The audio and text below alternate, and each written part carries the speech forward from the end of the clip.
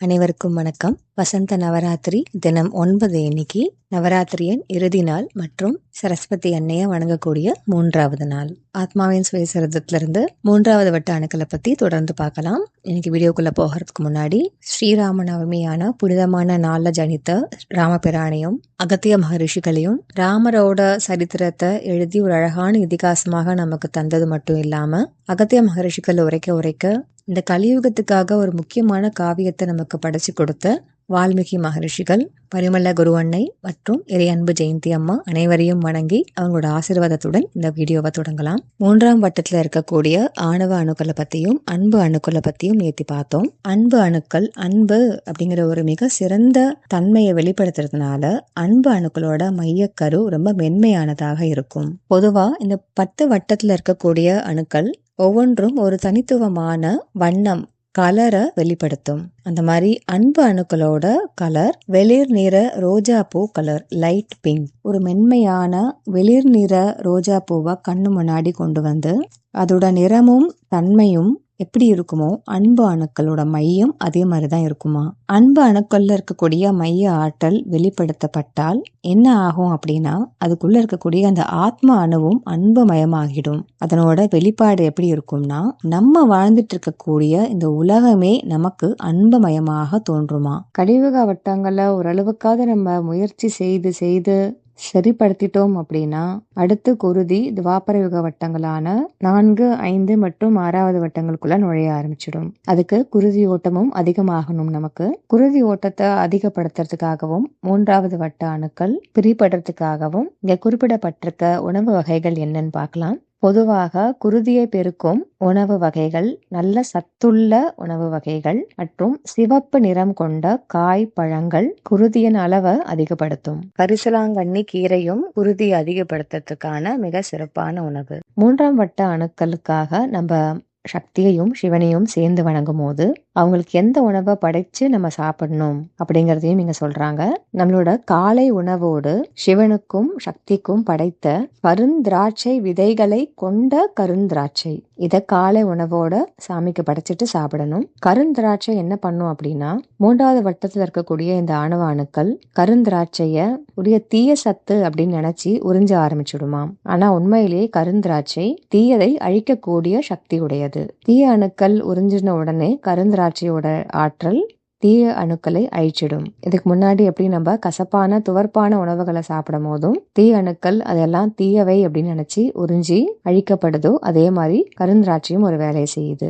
பின் மத்தியானத்துக்கு அறுசுவை உணவு, இனிப்பு, புளிப்பு, உவர்ப்பு, கார்ப்பு, கசப்பு, துவர்ப்பு, இந்த எல்லா சுவைகளும் சேர்ந்து ஒரு வேளை உணவுல இருக்கிற மாதிரி மதிய உணவு சாப்பிடணும். இரவு தூங்கறதுக்கு முன்னாடி குங்குமப்பூவை பால்ல கலந்து ரோஜா வண்ணமாக்கி குடிக்கணும். இதெல்லாம் செய்யும் போது குருதியோட அளவு பெருக தொடங்குது. ஏன்னா உள்வட்டங்களுக்கு போக போக குருதியோட அளவு, பிளட் வால்யூம் அதிகமாகணும். அதே மாதிரி குருதியோட அடர்த்தன்மை, திக்னஸ் குறையணும். நீர்த்த குருதியினாலதான் டைல்யூட்டட் பிளட், அதுதான் உள்ள ஒண்ணு ஈஸியா வேகமாக பாய முடியும். இந்த நவராத்திரி தினங்கள் 9 நாள் முடிஞ்சதுக்கும் அப்புறமாவும் கூட வாழ்க்கையில தினந்தோறும் ஒவ்வொரு தருணமும் இந்த அணுக்களோட செயல்பாடுகளும் அணுக்கள் பிரிந்து வெளிவரக்கூடிய இந்த இயக்கமும் நடந்துகிட்டே தான் இருக்க போகுது. அதனால இந்த 9 தினத்துல நம்ம பார்த்த சில பயிற்சிகளை நம்ம எப்போதுமே தொடர்ந்தும் செய்யலாம். குவிக்கா அதெல்லாம் ஒரு ரீகேப் பார்த்துட்டு ஆத்மாவின் சுயசரிதத்துல இருந்து சில பொதுவான குறிப்புகளை பார்க்கலாம்.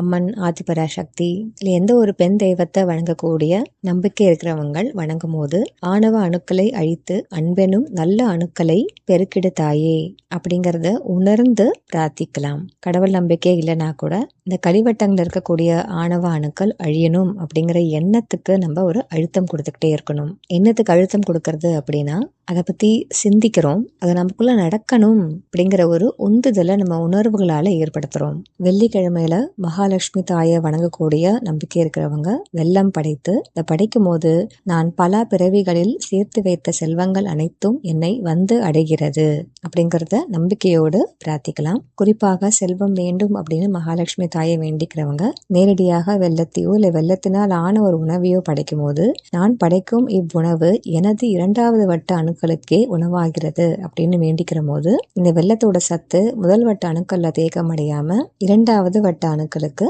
சென்றடையும். கர்ம வினைகள் தீரணும் அப்படின்றதுக்காக மகாலட்சுமி தாயை வேண்டிக்கிறவங்களும் நல்ல கர்மங்களின் பலன்களை நல்கிடும் செல்வ வளம் தரும் அணுக்களின் ஆற்றலை பெருக்கிடுங்கள் தாயே, தீய வினை பயன்களை அடக்கி ஆளும் அணுக்களை அழித்து விடு தேவி. இந்த வரிகளை மனப்பாடம் பண்ணி ஒப்பிக்கணும் அப்படிங்கறது அவசியம் இல்லை. இதோட அர்த்தத்தை நம்ம ஆழமா புரிஞ்சுட்டு உணர்வு பூர்வமாக நம்மளோட சொந்த வார்த்தைகள்ல உறக்கமா சொல்லலாம். இல்ல மனசுக்குள்ள இந்த எண்ணத்தை மீண்டும் மீண்டும் கொண்டு வந்து வேண்டிக்கலாம். அமைதியான நேரம் கிடைக்கும் போது பாவ வினைகளை தீர்க்கக்கூடிய இந்த தியான பயிற்சியை செய்யலாம். 15 நிமிடம் இந்த தியான பயிற்சி மட்டும் தனியா ஒரு வீடியோவாக சேனல்ல இருக்கு. பல பிறவிகளை நம்ம சேர்த்து வைத்த இல்ல இழந்த செல்வத்தை மீண்டும் பெறுவதற்காக மகாலட்சுமியுடன் சேர்த்து அகத்தியரும் வேண்டி நான் மேற்கொண்ட பற்பல பிறவிகளில் திரும்பி வராது என்று எண்ணிவிட்டு சென்ற செல்வங்களும் விரும்பாமல் அளித்து நின்ற தான தர்மங்களும் உடன் வெளி கிளம்பி வரட்டும் அப்படின்னு வேண்டிக்கலாம். அகத்திய மகரிஷிகள் மேல நம்பிக்கை இருக்கிறவங்க அனுதினமும் பணிந்து அகத்தியரை வேண்டிக்கும் போது நம்மளோட எண்ணங்களினாலும் செயல்களினாலும் இல்ல அழுத்தத்தினாலும் நம்மளால பிரித்து எடுக்க முடியாத நல்ல அணுக்களுக்குள்ள இருக்கக்கூடிய ஆற்றல்களை பிரித்து எடுக்கிறதுக்கு அகத்தியரே வந்து பிரசவம் பார்த்து நமக்கு உதவி புரியணும் அப்படின்ட்டு பணிந்துருகி அகத்தியரை வேண்டிக்கலாம். முடிந்த வரைக்கும் நம்மளோட அன்றாட வாழ்க்கையிலேயே வெறுப்புகள், தேவைகள், ஆசைகள் இதெல்லாம் கடந்து சரணாகத்துடன் வாழறதுக்கு முயற்சி செய்யலாம். ஒரு குறிப்பிட்ட தேவையை பூர்த்தி செய்யறதுக்காக தெய்வங்களை வணங்கலாம். ஆனா அதையும் தாண்டின ஒரு உயர்வான நிலை தெய்வங்களை வணங்கும் போது இது வேணும் அது வேணும் அப்படின்னு எதுவுமே கேட்காம கடவுள்கிட்ட நம்மளோட அன்பை மட்டுமே கடவுளுக்காக ஒரு காணிக்கையா செலுத்தக்கூடியது இன்னும் சிறப்பு வாய்ந்தது. நம்ம முற்பிறவில செய்திருக்கக்கூடிய நல்ல வினைகளோட பயன்களையும் நம்ம இறைவனுக்கே சமர்ப்பிக்கும் போது நல்வினை தீவினை எதனோட பலனையும் நம்ம அனுபவிக்க நேரிடாமல் வாழக்கூடிய ஒரு பாக்கியத்தை அடைகிறோம். மனம் முழுக்க இறைவனை அடைய வேண்டும் அப்படிங்கிற உன்னதமான நோக்கம் எப்பவுமே நமக்கு இருந்துகிட்டே இருக்கணும். நம்மள ஈர்க்கக்கூடிய கண் முன்னாடி எப்பேற்பட்ட காட்சிகள் வந்தாலும், வாழ்க்கையில எப்பேற்பட்ட சூழ்நிலைகள் வந்தாலும் எல்லாத்தையும் தள்ளிவிட்டு இறைவன் ஒன்றே என் நோக்கம் அப்படிங்கிற குறிக்கோளோட நகரணும். சரஸ்வதி தேவியையும் பிரம்மதேவரையும் ஒன்றாய் வணங்கி மாயையை அழித்திடுங்கள் தாயே அப்படின்னு வேண்டிக்கலாம். பணிவோடு வாழ்வது ரொம்ப ரொம்ப முக்கியம். உணவு வழிமுறைகள்ல அமைதியாய் ஒரு இடத்துல ஆசனமிட்டு வாழை இலை பரப்பி அறுசுவைகளும் இருக்கிற மாதிரி உணவுகளை சாப்பிடுறது நல்லது. ரொம்ப முக்கியமானது, உணவை சமைக்கும் போது இவை உண்ணும் அனைவருக்கும் நல்ல அணுக்களின் ஆற்றலுக்கே செல்ல வேண்டும் அப்படிங்கிற எண்ணம் நமக்குள்ள மீண்டும் மீண்டும் ஒழிச்சிட்டே இருக்கட்டும். மா, பலா, வாழை ஆகிய பழங்களை உணவோடு சேர்த்து சாப்பிடணும். கசப்பு மற்றும் துவர்ப்பு சுவை உடைய உணவுகளை அடிக்கடி உணவுல சேர்த்துக்கணும். சாப்பிடும் போது எந்த உணவாக இருந்தாலும் முழுமையாக ஆதிபுர சக்திக்கு சமர்ப்பித்து சாப்பிடணும். சரணாகாத உணர்விலிருந்து குருதி ஓட்டத்தை அதிகரிக்கிறதுக்காக கருந்திராட்சை விதைகளை உடைய கருந்திராட்சைய காலை வேளைகள்ல சிவனுக்கும் சக்திக்கும் படைத்து சாப்பிடணும். அறுசுவைகளும் இருக்கக்கூடிய உணவை மதிய வேளையில சாப்பிடணும். இரவு தூங்கறதுக்கு முன்னாடி பால்ல குங்குமப்பூ கலந்து குடிக்கணும். கரிசலாங்கண்ணி கீரையும் குருதி அளவை அதிகப்படுத்தும். கழிவு வட்டங்களை சீர் செய்வதற்கான சில பயிற்சிகள் இது. இப்போ ஆத்மாவின் சுயசரிதத்திலிருந்து சில பொதுவான செய்திகளை பார்க்கலாம். 3ஆம் வட்டத்துல அன்பு அணுக்கள் வெளிப்படும் போது இந்த உலகமே நமக்கு அன்பு மயமாவது அப்படிங்கறத பார்த்தோம். இதை படிக்கும் போது எனக்கு கற்பனையில என்ன ஓடி இருந்துச்சு அப்படின்னா, இதுக்கு முன்னாடி சில லா ஆஃப் 1 பதிவுகளை நம்ம பார்த்திருப்போம். நம்ம 3D கான்சியஸ்னஸ்ல இருந்து 5D கான்சியஸ்னஸ்க்கு போயிட்டே இருக்கோம் அப்படின்னு. இதெல்லாம் கேட்கும் போது பொதுவா சில பேருக்கு ஒரு கேள்வி வரும். நம்ம 5வது பரிமாணத்துக்கு போறோம் அப்படின்னா இதே உலகத்துலதான் இருப்போமா இல்லைன்னா வேற உலகத்துக்கு போயிடுவோமா அப்படின்னு. அன்பு அணுக்களை பத்தி படிக்கும் போது இந்த கேள்விக்கான ஒரு அழகான விடையை நம்ம பார்க்கலாம். 5D லெவல் ஆஃப் கான்சியஸ்னஸ்க்குள்ள நம்ம நுழையிறோம் அப்படின்னா பிசிக்கலா நம்ம இதே உலகத்துலதான் இருப்போம். இந்த உலகத்துல வெவ்வேறு இடத்துல நடக்கக்கூடிய அழிவுகள், போர் நடக்குது. அது போல பல தீய சம்பவங்கள் நம்ம கேள்விப்படுறது எல்லாம் வெவ்வேறு மூலையில நடந்தபடியே தான் இருக்கும்.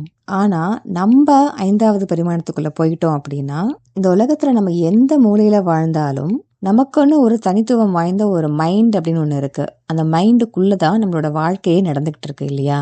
அதோட ரியாலிட்டி, அது நிஜம்னு எதை பாக்குதோ அந்த உலகம் அன்புமயமான உலகம் ஆயிடும். தீய செய்திகள் அவங்க காதுக்கு கூட வராது. அவங்க பாக்குறது, கேட்கறது, அவங்க பழகக்கூடிய மக்கள் எல்லாத்துலயுமே அன்பு மட்டும்தான் வெளிப்படும். அன்பு அணுக்களோட மைய ஆற்றல்கள் வெளிப்படும் போது நம்ம சுத்தி இருக்க உலகமே அன்புமயமாக மாறிடும் அப்படின்னு சொல்றாங்க. அதாவது நம்மளுடைய வெளி வாழ்க்கையில நடக்கக்கூடிய வாழ்க்கை சூழல்கள் எல்லாத்துக்குமே பின்னணி குவாண்டம் லெவல்ல நடக்கக்கூடிய இந்த 3 வட்ட அணுக்களோட இயக்கம் தான். எந்த மாதிரி அணு பிரிப்படுது, எந்த மாதிரி ஆற்றலையும் தன்மையும் வெளிப்படுத்துது, மிக மிக நுண்ணிய லெவல்ல இந்த குவாண்டம் லெவல்ல நடக்கக்கூடிய இந்த மாற்றங்கள் தான் வாழ்க்கையில வெளிப்புறத்துல மேக்ரோ லெவல்ல நடக்கக்கூடிய எல்லாத்தையுமே நிர்ணயம் செய்யுது. இந்த 9 நாள் நவராத்திரி தினங்கள்ல இந்த 3 கழிவட்ட அணுக்களை சிறப்பான இயக்கத்திற்கு கொண்டு வந்திருப்போம். நவராத்திரி தினங்கள்ல இந்த ப்ராசஸ் விரைவாக நடக்குது அப்படின்னா கூட இது ஒரு ஒன் டைம் இவெண்ட் கிடையாது. ஒரு தடவை மட்டும் நடக்கக்கூடிய செயல்பாடுகள் கிடையாது. வாழ்நாள் முழுவதுமே ஏன் நம்ம பிறவிகளாக நடக்கக்கூடிய இயக்கம். இந்த பிறவில ஒரு அணு நமக்கு பிரிக்கப்பட்டுருச்சு அப்படின்னா அதோட மைய ஆற்றல் வெளிப்பட்டதுக்கு அப்புறமா அது உச்சியில இருக்கக்கூடிய ஆன்மா அணுவோடு போய் இணைந்திரும். இந்த பிறவில கடைசி நாள் வரைக்கும் எந்த அணுக்கள்லாம் பிரிக்கப்படாம இருக்கோ இறக்குற சமயத்துல அந்த அணுக்கள் எல்லாம் மீண்டும் அடுத்த பிறவி எடுக்கும் போது அந்த புதிய சிரசுக்குள்ள அதே மாதிரியாக பிரிக்கப்படாத அணுக்களாவே வந்து அமர்ந்துடும். பல பிறவிகளாக நம்ம எல்லாருமே இதையே தான் திருப்பி பண்ணிட்டு இருக்கோம். எந்த பிறவியில இந்த எல்லா 10 வட்டங்கள்ல இருக்கக்கூடிய எல்லா அணுக்களுமே பிரிக்கப்பட்டு அனைத்து அணுக்களோட மையக்கரு உச்சியில இருக்கக்கூடிய ஆத்ம அணுவோட போய் இணைதோ அந்த பிறவி நமக்கு கடைசி பிறவி. தான் கிட்ட இருந்து பிளவுபட்டு பிரிந்து சென்ற இந்த அனைத்து ஆத்ம கருக்கள் அனைத்தையும் ஒன்று திரட்டி இந்த முழுமையான ஆத்ம அணுவான ஜீவாத்மா முழுமை அடைந்து இதுக்கு மேல சூரியனோட மையத்துல இருக்கக்கூடிய ஈசனான பரமாத்மாவோட போய் ஐக்கியமாயிடும். ஒரு மனித பிறவியோட நோக்கம் இந்த ஜீவாத்மாவும் பரமாத்மாவும் கலக்கிறது அப்படின்னா கூட இதையும் தாண்டி நம்மளோட பயணம் இன்னும் தொடரும். ஈசனின் சுவிசேஷத்துல பார்த்திருப்போம். வெட்ட வெளியில ஆரம்பிக்கக்கூடிய ஒரு காந்த இழையானது பேரண்டம், அப்புறமா அண்டம், அங்கிருந்து வெளிவரக்கூடிய பாதரச துகள்கள் இதெல்லாம் இணைந்து சூரியனோட மையத்தில் இருக்கக்கூடிய ஈசனை உருவாக்கி அங்கிருந்து பிரிந்து எப்படி ஜீவாத்மாக வந்து ஜீவாத்மாவோட ஆத்மா அணு பிரிந்து பல கோடி பாதரச துகள்களாக நம்ம சிரசுல வந்துச்சோ அதே பயணம் ரிவர்ஸ்ல இந்த பல கோடி பாதரச துகள்கள் ஒன்றிணைந்து ஜீவாத்மாவாக முழுமை அடைந்து அங்கிருந்து ஈசனை அடைந்து அங்கிருந்து மறுபடியும் வெட்ட வழிக்கு போய் நம்ம அடையணும். சோ இந்த அணுக்களுக்குள்ள இருக்கக்கூடிய ஆற்றல் பிரிப்படுறது அப்படிங்கிறது தொடர்ந்து நம்ம வாழ்க்கையில நடந்துகிட்டே தான் இருக்கும். அத்தியாயம் 39 தொடங்கும் பொழுது எல்லாரோட காதுகளிலும் தேன் பாயிற மாதிரி ஒரு அற்புதமான செய்தி ஒண்ணு கொடுத்திருக்காங்க. இது நாள் வரைக்கும் இந்த 6 பேரோட உள்மூலையில தான் அகத்தியர் மற்றும் சப்தரிஷிகள் பணி செஞ்சுட்டு வராங்க அப்படிங்கறத படிச்சிருப்போம். ஆனா இந்த இடத்துல என்ன சொல்றாங்கன்னா இந்த 6 பேருக்கு மட்டும் இல்ல மனித குலம் முழுமைக்கும் அகத்தியர் இந்த அணுக்களோட பக்கத்திலேயே தான் இருக்காரு. நம்ம எப்பெல்லாம் ஒரு தெய்வத்தையோ இல்ல உபதெய்வத்தையோ இல்ல கோள்களின் அதிபதிகள் சந்திர பகவான், சூரிய பகவான், சனி பகவான் அப்படின்னு நம்ம கும்பிடும் போதுமே கூட இந்த அணுக்கள் பிரிப்படணும் அப்படிங்கிற எண்ண அழுத்தத்தை நம்ம கொடுக்கிறோம். அந்த சமயத்துல எல்லாம் அகத்தியர் அப்படிங்கிற ஒரு மருத்துவரையே நம்ம பிரசவம் பார்க்கறதுக்காக கூப்பிடுறோமா.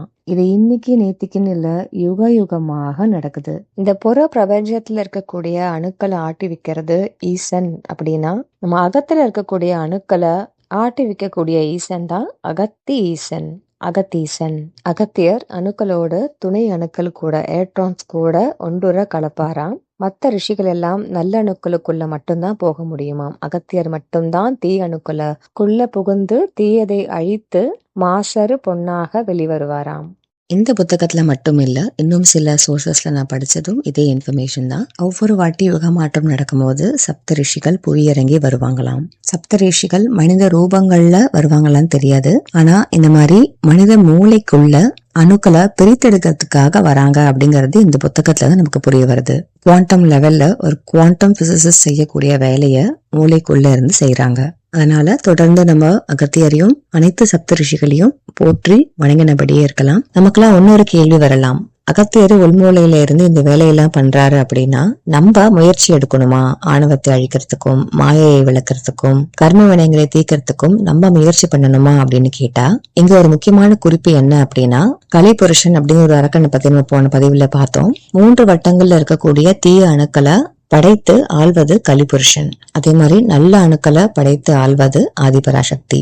ஆதிபராசக்தியோட வெவ்வேறு வடிவங்கள் ரூபங்களான ஆதிசக்தி, மகாலட்சுமி மற்றும் சரஸ்வதி தாய். இவங்க ஒவ்வொருத்தரும் இந்த 3 வட்டங்கள்ல ஒவ்வொரு வட்டங்களுக்கு அதிபதி. அகத்தியரால சுலபமாக எல்லா வட்ட அணுக்களையும் சரி செய்ய முடியும் அப்படிங்கறதுனால கலிபுருஷன் ஆதிபராசக்தி கிட்ட வரம் கேட்டு அகத்தியர் தன்னோட ராஜ்யமான கழிவட்ட அணுக்களுக்குள்ள நுழையக்கூடாது அப்படிங்கிறதுக்காக கடும் தவம் ஏற்றி ஆதிபராசக்தி கிட்ட இந்த வரத்தை வாங்கி தன் வசம் வச்சிருக்கிறதுனால அகத்தியரால துவாபர யுக வட்டங்கள் தாண்டி கலியுக வட்டங்களுக்குள்ள வர முடியாது.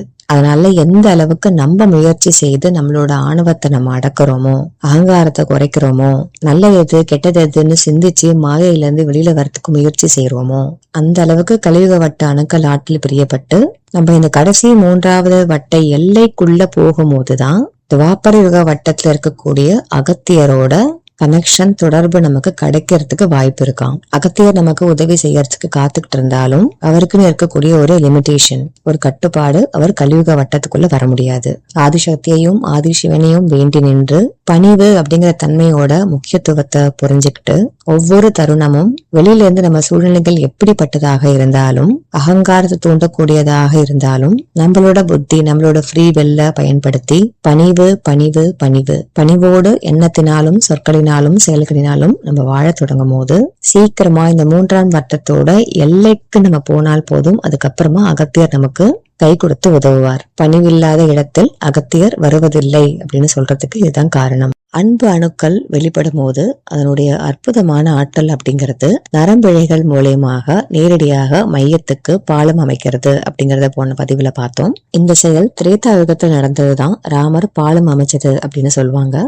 ராமராகிய பரமாத்மாவும் சீதை ஆகிய ஜீவாத்மாவும் இணைவதற்கு வாயு புத்திரனால் ஆஞ்சநேயரால் பாலம் அமைக்கப்பட்டது. ஏன் இங்க வாயு புத்திரன் அப்படின்னா ஒவ்வொரு வட்டத்துக்கும் ஒவ்வொரு பஞ்சபூதத்துக்கும் தொடர்பு இருக்கும். கலியுக வட்டங்கள் அப்படிங்கிறது நிலம் சார்ந்தது. அதனாலதான் நம்ம நிலத்தில் விளையக்கூடிய உணவு வகைகளை சத்துக்காக சாப்பிடுறோம். துவாபர யுக வட்டங்கள் நீர் சார்ந்தது. துவாபர யுக வட்டங்களுக்குள்ள நம்ம போக போக குருதி நீர் கணும் அப்படிங்கிறது ரொம்ப அவசியம். கலியுக வட்டங்களுக்கு மட்டும்தான் உணவுல இருந்து வரக்கூடிய உணவு தேவை. துவாபர யுக வட்டங்களுக்குள்ள நம்ம போகும்போது நீர் ஆகாரமே போதுமானது. அடுத்த திரேதா யுகம் காற்று அப்படிங்கிற பஞ்சபூதத்தை சார்ந்தது. பிராண காற்றோடு அழுத்தத்தை கொண்டு இந்த வட்டத்துல அணுக்கள் பிரிபடுது. காற்றை மட்டும் சுவாசித்து வாழக்கூடியவர்கள் பிரத்தேரியன்ஸ்.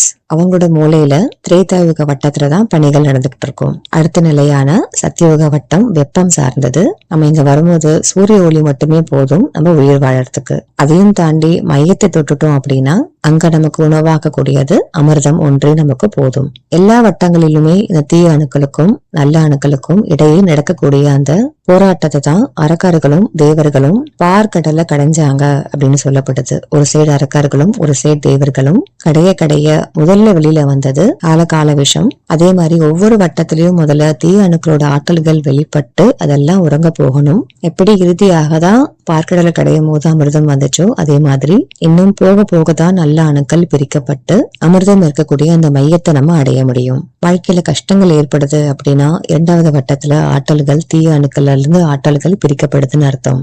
முதல் பதிவுல சொன்ன மாதிரி கஷ்டங்கள் வரும்போதெல்லாம் நம்மளோட தீய அணுக்கள் வெளிப்பட்டு அதெல்லாம் சீக்கிரமா உறங்கிடும். இதுக்கப்புறமா வரக்கூடிய காலகட்டங்கள்ல நல்ல அணுக்கள் வெளிப்பட தொடங்கும். அதனால காத்திருந்து பொறுத்திருந்து நம்மளோட எண்ணங்கள் மூலியமாகவும் செயல்கள் மூலியமாகவும் என்ன அழுத்தம் கொடுத்து முயற்சி செய்யறத நம்ம என்னைக்குமே கைவிடக்கூடாது. இந்த சத்தியயுகத்துலதான் சப்த ரிஷிகள் எல்லாம் இப்ப வாழ்ந்துட்டு இருக்கிறதா சொல்றாங்க. ஒளியுடல் பெற்று வள்ளலாரும் சத்தியயுகத்தை அடைந்தார் அப்படின்னு சொல்லியிருக்காங்க. நம்மளோட எண்ண அலைவரிசை frequency of our thoughts அதை டியூன் செஞ்சு நம்ம மாத்திக்கிட்டே இருக்கணும். 1 நாள் 2 நாள் இல்ல வாழ்நாள் முழுவதும் இது தொடர்ந்துகிட்டே இருக்கணும் அப்படின்னு சொல்றாங்க. இது உள்ள நடக்கக்கூடியது. அதே மாதிரி வெளியில நம்மளோட வாழ்க்கை முறை லைஃப் ஸ்டைல் பிராக்டிசஸ்லயும் மாற்றங்கள் கொண்டு வரணும். உணவு ரொம்ப முக்கியமானது. சேனல்ல உணவு சீரீஸ் கண்டிப்பா பாருங்க. பசியை உணர்ந்து எப்படி சாப்பிடணும், தேவையில்லாம நம்ம எப்படி அதிகமா சாப்பிட்டுக்கிட்டு இருக்கோம், விரதம் ஃபாஸ்டிங் நமக்கு எப்படி உதவி பண்ணும், ஃபாஸ்டிங் எப்படி பண்றது, இதெல்லாம் உணவு சீரீஸ்ல கவர் பண்ணியிருக்கோம். அடுத்தது உறக்கம். பெரும்பான்மையான கழிவட்ட அணுக்கள் உறங்குற வரைக்கும் நமக்கும் நல்ல உறக்கம் தேவை.